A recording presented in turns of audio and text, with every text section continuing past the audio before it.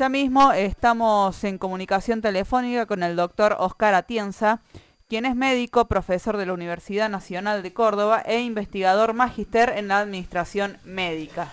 Además se ha constituido en la voz más escuchada y más certera sobre la situación de la pandemia en Córdoba.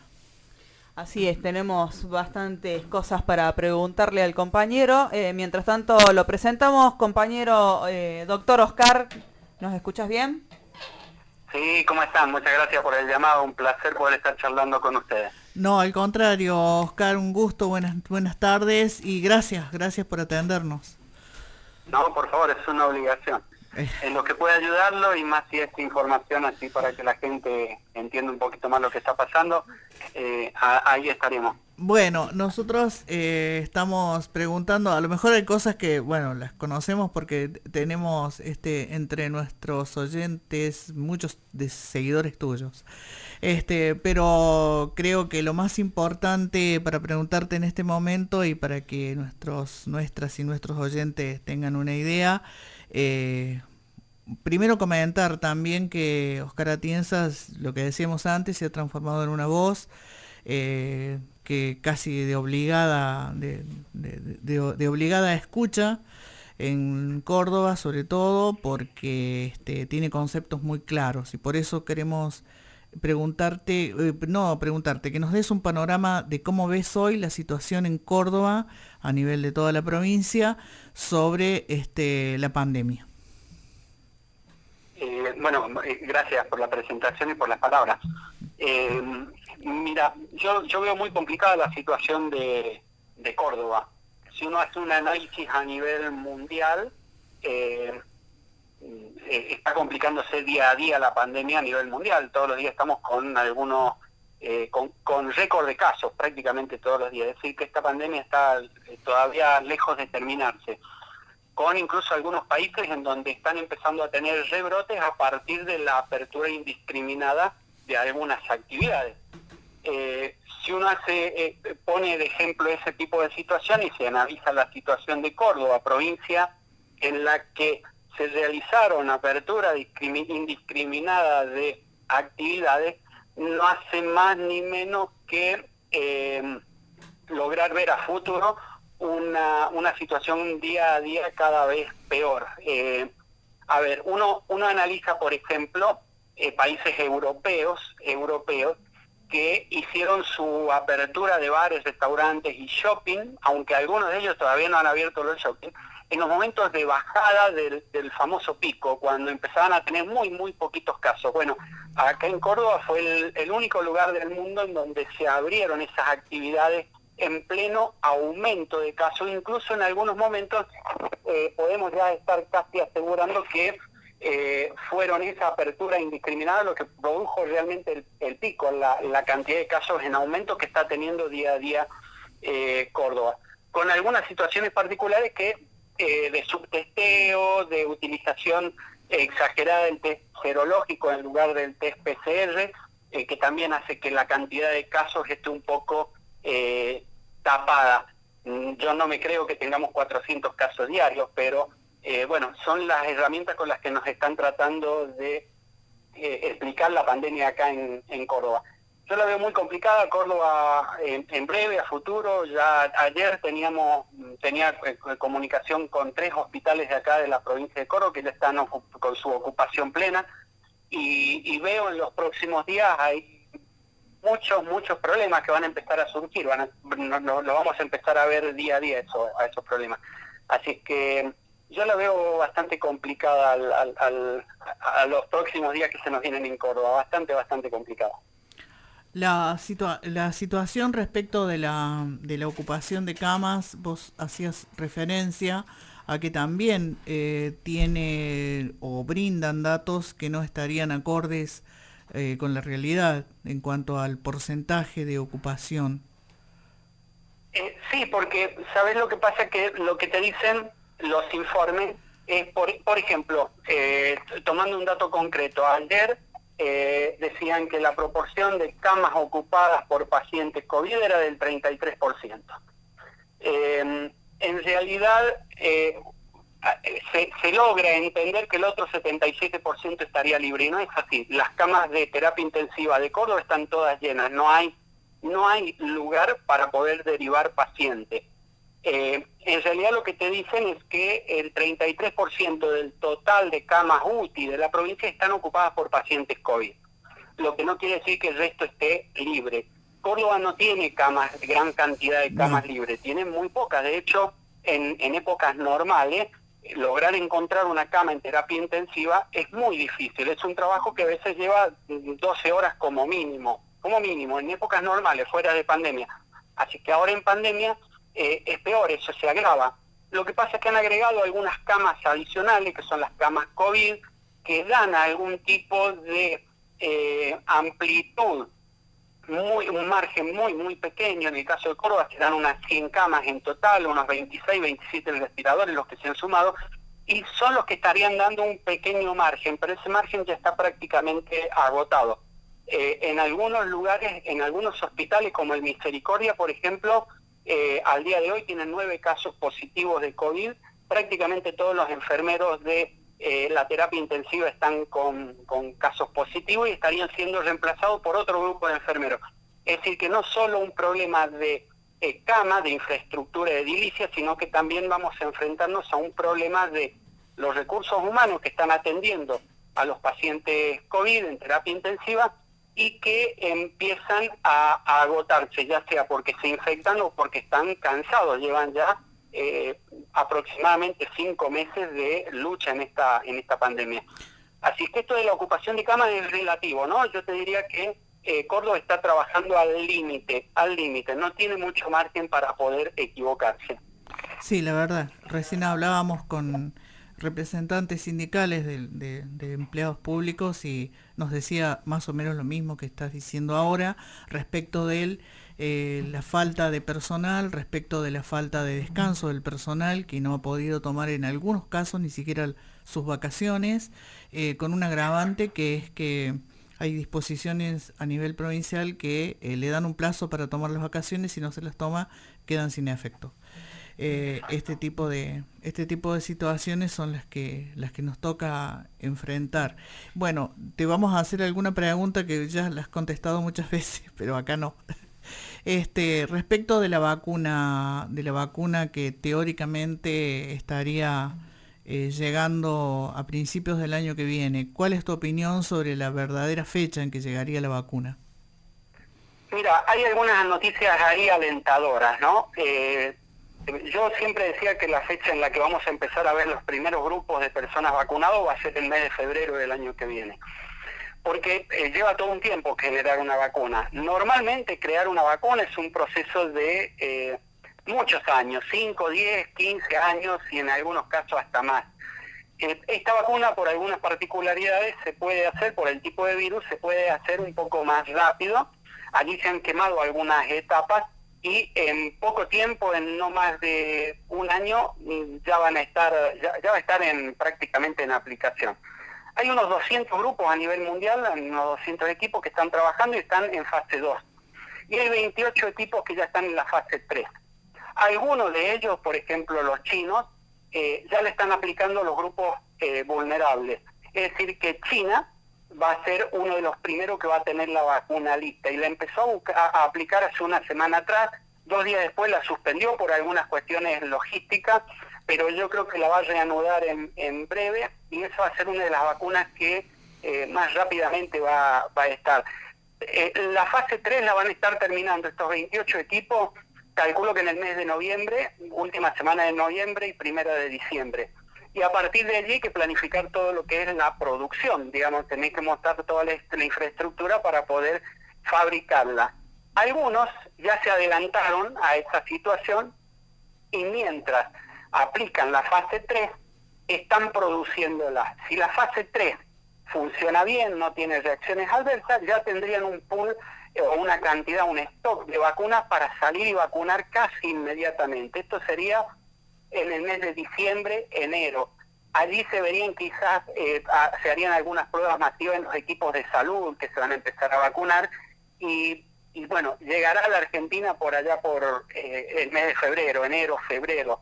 calculo que esa va a ser la fecha. Oxford ya dijo que no va a estar antes de abril la vacuna de Oxford, pero la de China sí, yo creo que va a estar un poco antes. De todos modos, hay 28 equipos en total en el mundo que la vacuna ya la tienen en fase 3 y que la estarían terminando en noviembre, diciembre, así que con algunos de esos, con 10 de esos equipos que logren tener la vacuna, este problema de la pandemia empezaría a ver la luz de alguna solución por allá por febrero, marzo, y quedaría solucionado en el transcurso del año que viene.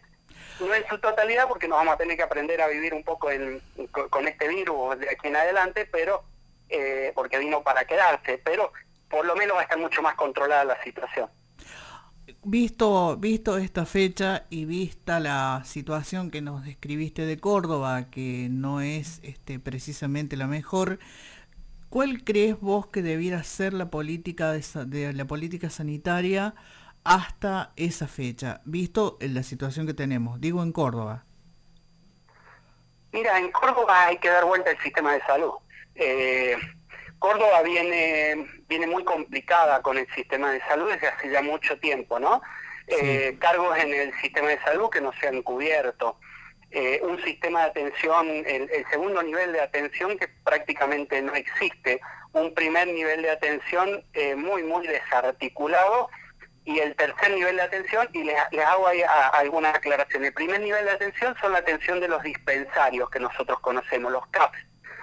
Ese nivel está muy desarticulado, con muchísimos problemas. El segundo nivel de atención está relacionado con los hospitales de los pueblos, los hospitales regionales. Están muy desconectados del resto. Y después tenemos los hospitales centrales. En los hospitales regionales y los centrales se habilitó desde hace unos 3 años atrás a la fecha un sistema de recupero que le permite a esos hospitales recuperar algunas prácticas, algún tipo de cobro de las obras sociales. Sí. Entonces se nos han llenado esos hospitales de atención de personas que tienen obras sociales, y de algún modo el usuario del sistema de salud público ha quedado desplazado. Hay que reconstruir eso, hay que volver a acercar los centros de atención primaria y secundaria a la gente, y yo creo que hay que darle mucha más participación a las personas, a la gente en la construcción del sistema de salud. El ciudadano tiene que decir qué quiere de salud, qué parte de la salud es la que está necesitando ser aplicada en cada una de las regiones que vive. Y cuando uno empodera ahí a la gente sobre lo que es el sistema sanitario, puede lograr enseñarles y va a lograr un poco mejor respuestas en situaciones como esta, de la pandemia del coronavirus. Pero además tenemos otros problemas epidemiológicos, epidemias, pandemias como el dengue, en donde necesitas de la ciudadanía controlando el sistema de salud. Es decir, nosotros en el sistema de salud siempre nos hemos acostumbrado a que el médico es un poco el rector. No hablamos tanto de equipo de salud, no hablamos del visitador social, por ejemplo, como miembro del equipo, y no hablamos del usuario del sistema de salud como miembro o parte del sistema de salud. Y allí es donde nos equivocamos. Toda esa vuelta hay que darle al sistema de salud de Córdoba, que está bastante complicado, con una infraestructura bastante bien, porque no está mal la infraestructura, que está totalmente desarticulado el sistema. Así que hay que trabajarlo muchísimo, es un trabajo de muchos años el que hay que hacer acá en Córdoba. Sí, y respecto de la pandemia, hoy deberíamos retroceder claramente de fase. Sí, no tengo duda. Mira, lo que hay que trabajar ahora con la pandemia puntualmente es tratar de sacar de circulación un montón de gente que no debería estar circulando en las calles. De lo que se trata esto es de tener no más de un 35% de personas circulando en la calle. Y cuando uno mira hacia la calle, vos ves un montón de gente que está en la calle que no debería estar. Por ejemplo, te doy algunos ejemplos, gente que está caminando y paseando en plena pandemia, no debería, plazas llenas que no deberían estar llenas, peatonales colmadas que no deberían estar colmadas. Es decir, allí hay un montón de gente circulando que no debería estar circulando porque son los propagadores del virus. Y uno ve acá en Córdoba un estado totalmente ausente, que no controla absolutamente nada y que va a hacer que el sistema termine colapsando, ¿no? Porque hay una alta correlación entre el daño económico, que es lo que intenta salvar el gobierno de Córdoba, se aferró a la idea de salvar lo económico, al mismo nivel de Bolsonaro y de Trump en Estados Unidos, quiere salvar lo económico, pero hay una alta correlación entre la circulación del virus y la destrucción del sistema económico. Así es decir, es. a mayor circulación del virus, mayor daño en lo económico hay. Y eso creo que es lo que no están viendo muchos. Hay que tener el pueblo sano para que el pueblo pueda salir y caminar sano por las calles, ¿no? Hay unas 10 provincias en la Argentina que demuestran el camino y que claramente han demostrado que después de 5 meses tienen muy poquitas cantidades de casos, y hay otras que estamos bastante complicadas. Es decir, algunas decidieron cuidar la salud y otras decidieron cuidar la economía. Y se nota claramente en el ranking diario de casos. Y Córdoba viene 2 meses ya, que está a nivel segundo, tercero, todos los días en cantidad de casos diarios. Sí, cuando evidentemente no es contradictorio la defensa de la salud con la de la economía. Claramente, como lo decís vos, no sirve de nada defender. Hoy precisamente se habilitaron los patios de comida en los shopping. Creo que vamos exactamente en el sentido contrario. Claro, eso por ejemplo a nivel mundial todavía no está habilitado.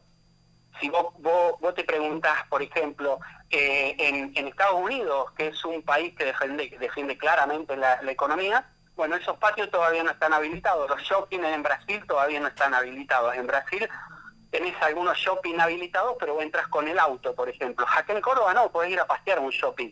Es decir, que incluso en la provincia de Córdoba hemos ido un poquito más allá de los que fueron los países más liberales del mundo en cuanto a apertura económica. Hoy, si analizás el eje Estados Unidos-Brasil, por ejemplo, aportan aproximadamente el 45% de la cantidad de infectados a nivel mundial y de muertos a nivel mundial con esa estrategia. Además, tienen sus economías destruidas, detonadas, con manifestaciones todos los días. Sí. En Estados Unidos es una situación compleja la que se vive. Córdoba ha decidido seguir ese camino y a mí me da pánico porque uno conoce el comportamiento del virus y el virus castiga mucho a aquellos gobiernos que deciden abrir actividades indiscriminadamente sin ningún tipo de control. Hoy te vas al shopping, el shopping está lleno, las peatonales llenas, los paseos llenos, las plazas llenas. Y eso es preocupante porque vamos a empezar a ver que la provincia va a empezar a aumentar en la cantidad de casos. Y yo creo que tenemos 3 veces más casos de los que realmente nos dicen porque hay un subtesteo tremendo. No están testeando en este momento prácticamente nada. Así que da miedo eso, ¿no? Es como el iceberg. Estamos viendo la puntita del iceberg, no sabemos qué es lo que está oculto para abajo. Sí, está claramente no se está utilizando el hisopado, y lo único que hay es algún testeo por ahí. Creo que ahí también hay una visión económica, ¿no? Sí, pero podrían tomar otro tipo de estrategias, por ejemplo, como la que tomó Buenos Aires, provincia de Buenos Aires. Ellos hacen un hisopado a una persona en una familia. Si esa persona da positivo y tiene algún conviviente que tiene síntomas del coronavirus, lo dan como positivo, no es necesario hisoparlo, y eso me parece bien porque claro, uno hace el diagnóstico clínico y te ahorras un hisopado, porque ¿qué probabilidades tenés de que un papá dé positivo tenga la esposa con síntomas de coronavirus y que sea de una gripe? Nada, 0 probabilidad. Entonces lo contás como caso positivo y te ayuda un poco a trabajar mejor con una estadística más real para poder preparar un sistema de salud más acorde. Bueno, Córdoba no adhirió a este tipo de conteos. Podrían haber adherido, no gastaban tanto en PCR, íbamos a tener un número más real. Pero bueno, obviamente no es lo mismo decir tengo 392 casos por día que decir tengo 700, 800, 900 o más de 1000. Ahí también es un tema político que creo que lo intentan cuidar.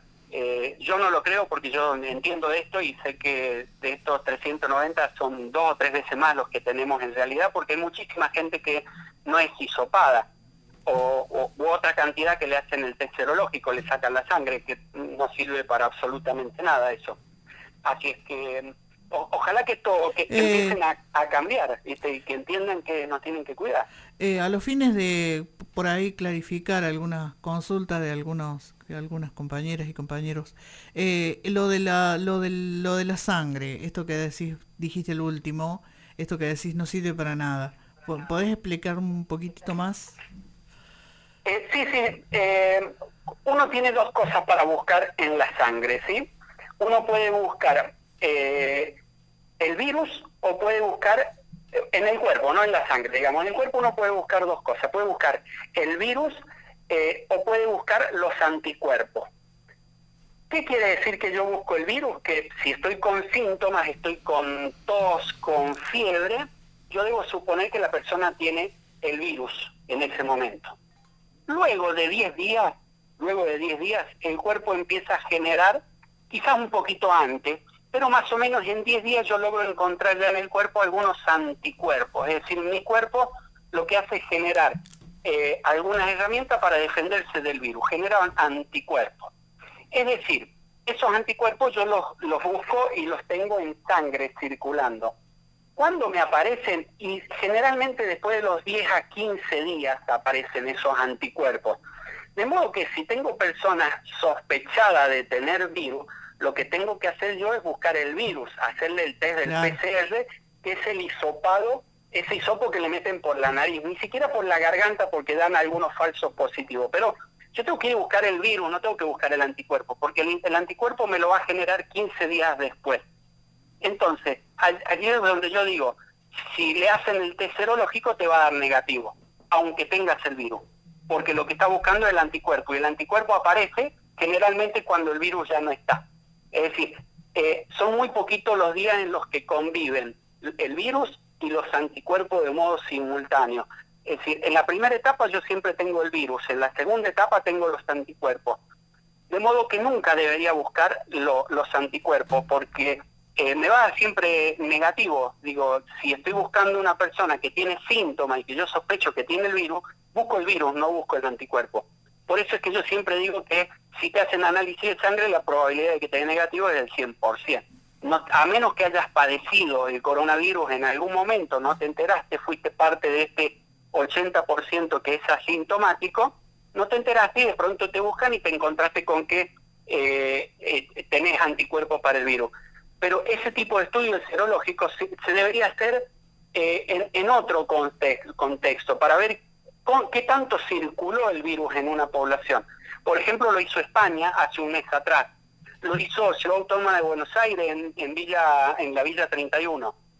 Quisieron ver qué cantidad de gente se había infectado allí, ellos no habían detectado. Entonces buscaron los anticuerpos y encontraron el porcentaje de personas que lo había tenido al virus. Pero si yo busco el virus, hay que hacer el PCR, el hisopado. Es el que hay que hacer. Bien. Oscar, una consulta. Nos decís que obviamente Córdoba no solamente que está ocultando algunos datos reales, sino que cada día va empeorando y a su vez se están tomando políticas de más flexibilización donde hay mayor circulación del virus. ¿Pensás que en algún momento va a colapsar el sistema de salud y va a tener que el gobierno tomar la determinación de volver atrás algunas fases? A ver, yo no creo que este gobierno vuelva atrás. Yo creo que la decisión política está tomada y van a asumir todo el costo político que necesiten asumir. Me parece que ya lo dejó claro Schiaretti en su salida el día lunes. Por otro lado, el colapso del sistema de Córdoba, bueno, ya lo estamos teniendo. Es decir, el Hospital Misericordia hoy está con problemas, el Hospital Regional de Villa María está en problemas hoy, y el de Río Cuarto está en problemas hoy. Son dos hospitales que son de referencia, el de Villa María y el Río Cuarto, de referencia de varios pueblos alrededor, y ya están con problemas hoy. No es que a futuro, ¿no? Hoy conseguir cama de terapia intensiva en Córdoba no es un trabajo menor, te lleva entre 12 y 24 horas. Así que te diría que este problema lo empezamos a tener desde hoy. ¿Con qué juega la provincia? Juega con las camas COVID que preparó Nación, este hospital que trajeron y que armaron. Bueno, allí tienen margen, pero ojo porque no tenemos si bien Córdoba es una de las provincias, porque tiene 5 facultades de medicina, que tiene mayor cantidad de personal de salud por habitante, pero eso en algún momento va a terminar agotándose, ¿no? Así es que yo estoy preocupado hoy por el sistema de salud y las camas de terapia de Córdoba hoy. Y no creo que Schiaretti vaya a volver atrás. Me parece que el gobierno ha tomado una decisión en seguir avanzando. El COE, por ejemplo, ya tomó la decisión de que el COE no va a ordenar más las medidas de Córdoba. Solamente va a recomendar y los municipios son los que van a tomar las decisiones si avanzan o retroceden de fase. Y allí tenés otro problema, porque Córdoba tiene el 25% de los municipios del país. Córdoba tiene 420 municipios aproximadamente. Imagínate cómo vas a hacer para poner de acuerdo a los 400 intendentes que hay para que retrocedan de fase, porque el lunes el COE Central dijo que ellos ya no van a emitir más comunicados vinculantes. No ordenan más la situación. Es como que en Córdoba quien tenía que ordenar la pandemia dijo yo no la ordeno más y dejó en manos todo de los intendentes. Así que en ese sentido veo que se complicó mucho más el tema, lo veo mucho más complicado. Sí, con un agravante, las recomendaciones del COE, por ejemplo, el intendente de Jesús María no le dijo que no las iba a tener en cuenta. O sea que ya tenemos claro que en muchos lugares la respuesta va a ser esa, ¿no? Así es. Vos vas entre muchísimos intendentes que van a decir no vamos a retroceder de fase. Y vas a tener algunos que van a querer retroceder de fase y la gente se va a resistir porque va a decir acá en el municipio cercano no han retrocedido. Claro. Entonces, como no tenés alguien que articule una sola política sanitaria a nivel provincial, nos vamos a meter en problemas. Ya estamos en problemas, pero nos vamos a meter más en problemas. Y digamos, porque la salud hay que dirigirla desde un organismo central. Uno ve desde Nación que por ahí tiran algunos decretos que abarcan a todas las provincias, por ejemplo, suspendiendo las reuniones sociales o familiares. Pero es mucho más que eso el sistema de salud. Y acá en Córdoba decidieron que lo manejen 400 intendentes, son 400 COE. Imagínate que para que se pongan de acuerdo va a estar complicado eso. Bueno, la verdad que, Oscar, se nos voló el tiempo. Sí. Se nos voló el tiempo. Yo siempre hablo mucho, así no, es que... pero lo que pasa es que es un tema que, interesa a todas las personas. No es un tema... Nosotros somos un programa que aborda temas sindicales, pero verdaderamente, digamos, lo tenemos que abordar porque nos atañe a toda la población. Y lo que sí, primero te agradecemos, pero también te queremos comprometer porque acá tenemos, se nos termina el programa y tenemos preguntas, inquietudes y queremos comprometerte para un próximo. Cuando ustedes quieran me llaman, no hay ningún problema. Creo que ustedes salen todos los miércoles, sí. Me llaman, charlamos unos minutitos, lo que necesiten, yo estoy totalmente disponible para esto. Así entonces primero te agradecemos esta conversación, creo que ha tenido mucho impacto y te comprometemos para la próxima, pero fundamentalmente te queremos agradecer por tu interés en la salud pública, por tu interés en el bienestar y en definitiva tu defensa de la vida. Gracias, muchas gracias a ustedes por dar este espacio y para eso nos hemos formado, así es que estamos haciendo lo que corresponde. Muy bien. Muchas gracias y cuando quieran disponibles. Abrazo enorme, Oscar, gracias. Un abrazo a todos. Muchas gracias. Hasta luego. Bueno, así pasaba la entrevista, que la verdad que nos quedó corto el tiempo y creo que a todos nos quedaron varias preguntas en el tintero, muchas dudas, porque la verdad que fue una entrevista clarísima, con mucho dato y la verdad que muy interesante. Oscar tiene una facilidad de explicar cuestiones que son científicas, cuestiones que son propias de la profesión de un médico, investigador, y que las hace absolutamente fáciles de entender. Y esto creo que en esto también está el éxito que tienen sus conversaciones, sus diálogos que son seguidos hoy por miles de personas, ¿no? Exactamente, todas las noches habla el Sí, doctor. todas las noches, por lo general a las 23 horas a través de Facebook, en el canal de YouTube, y bueno, casi siempre también lo publicamos muchas veces, está en distintos conversatorios, debates, conferencias, en las que explica, creo que todo sobre este virus, pero fundamentalmente creo que hace una tarea educativa que es fundamental en estos momentos. Y además, bueno, también sumado a la claridad con la que explica y al ser previsor de todo lo que iba a pasar y venía pasando, ¿no? Con Así respecto es. a esta pandemia, desde hace meses ya. Anticipó todo lo que ocurrió.